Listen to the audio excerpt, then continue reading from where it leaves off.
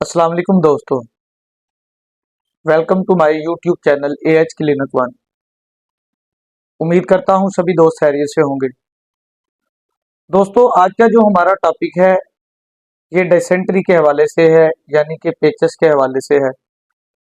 एक वीडियो के अंदर हमने अमीबिक डिसेंट्री के हवाले से बात की थी और उसमें बताया था ये एक ट्रॉपिकल डिजीज होती है।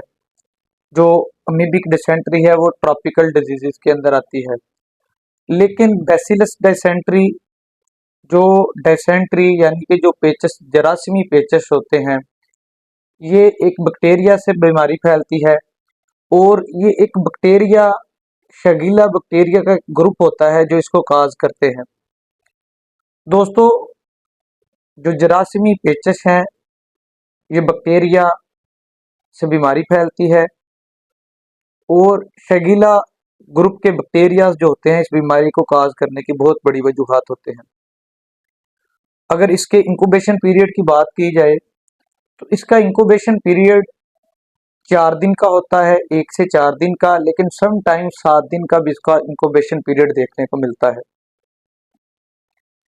अगर अलामात के हवाले से बात करें तो इसके अंदर कुछ ऐसी अलामात, ऐसी सिम्टम्स हैं जिसकी वजह से, जिनकी बेसिस पे हम इसे जरासीमी पेचस को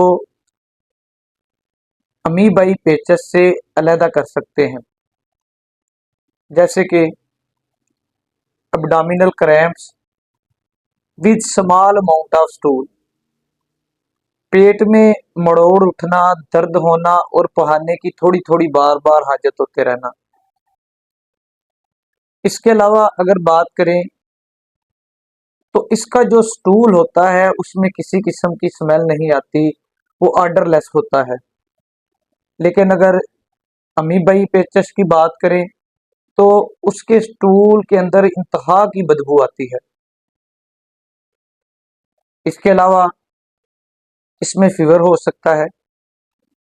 बैसिलस डाइसेंट्री के अंदर मरीज को बुखार हो जाता है, दिल खराब होता है, वॉमिटिंग होती है, स्टूल पास करता है तो साथ मरीज को म्यूकस और ब्लड दोनों चीजें आ सकती हैं। ये बैसिलस डाइसेंट्री के अंदर कुछ प्रोमिनेंट सिम्टम्स देखने को मिलती हैं। शदीद किस्म की एब्डोमिनल पेन होती है, क्रैम्प्स पड़ते हैं। उसके बाद टांगों में ईंधन, टांगों में बोझलपन, जो जिल्द है अगर तो बर वक्त इसको ट्रीट ना किया जाए और बंदा डिहाइड्रेशन की तरफ चला जाए, कूल्ड एंड क्लेमी स्किन हो जाती है, ठंडी और चिकनाहट, हालो आइज, आंखें अंदर को धंस जाती हैं। छोटे बच्चों के अंदर जो सर का ऊपर वाला हिस्सा आता है वो नीचे को बैठ जाता है, पेशाब आना बंद हो जाता है। स्किन के अंदर एक कुदरती तौर पर स्किन की जो एक रौनक है, एक उसका स्किन की एक शाइन है, वो खत्म हो जाती है। स्किन के अंदर एक खास जो लचक है, जो उसकी इलास्टिसिटी होती है, वो कम पड़ जाती है।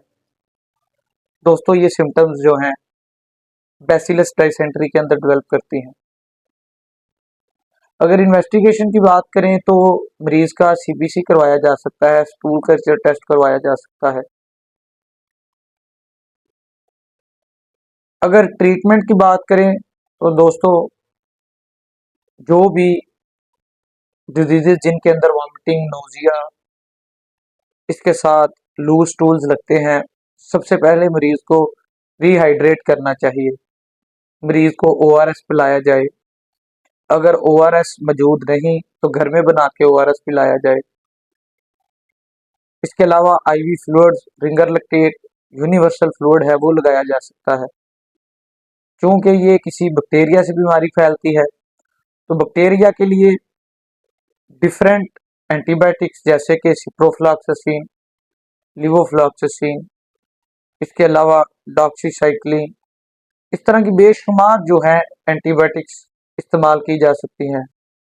बकिया अलामात के हवाले से एंटीस्पाज्मेटिक मेडिसिन जैसे कि नोस्पा, रिलेस्पा, एनाफोटान प्लस, पासलर, इस तरह की अद्वियात दी जा सकती हैं।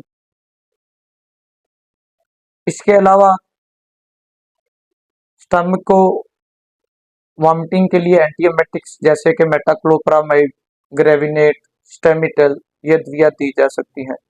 एंटीपायरेटिक में पैरासीटामोल, ब्रूफन ये दवाइयाँ दी जा सकती हैं। अगर होम्यो ट्रीटमेंट के हवाले से बात करें तो दोस्तों डायसेंट्री को, इसके अलावा क्लकेरिया कॉक, इपिकॉक, बुडोफाइलम, कुर्ची, इस तरह की बेशुमार अद्वियात हैं जो हम बैसिलस डायसेंट्री के अंदर इस्तेमाल कर सकते हैं। और ये ऐसी अद्वियात है जिनकी सिर्फ 2 से 3 डोजेज जो है मरीज को फुली क्योर कर देती हैं।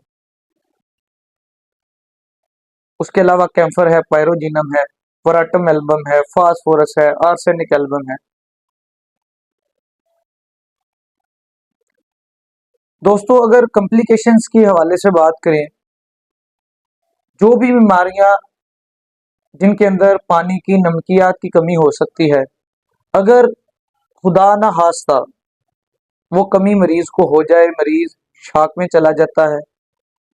शॉक में जाने के बाद डेथ मरीज की हो सकती है। लेकिन डिहाइड्रेशन की वजह से अर्ली किडनी डिजीज हो सकती है, अर्ली किडनी इंजरी हो सकती है। डिहाइड्रेशन की वजह से मरीज की इम्यूनिटी कम हो जाती है, मरीज की कुव्वत मदाफत कम हो जाती है।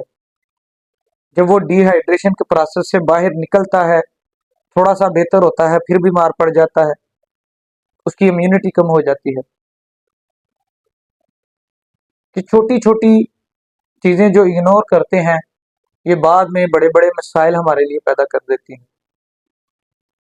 दोस्तों ये बैसिलस डायसेंट्री के हवाले से हमारी एक छोटी सी वीडियो थी। मैं उम्मीद करता हूँ आपको ये वीडियो अच्छी लगेगी। आप कोई मशवरा देना चाहते हैं तो डिस्क्रिप्शन बॉक्स में हमारा नंबर दिया होता है, व्हाट्सएप कीजिए, हमें अच्छा लगेगा। इसके अलावा जो दोस्त मेरे चैनल पे नए हैं वो चैनल को सब्सक्राइब करें, बेल आइकन के बटन को प्रेस करें ताकि हमारी आने वाली हर नई मुफीद वीडियो आपको बर वक्त मसूल हो सके। शुक्रिया।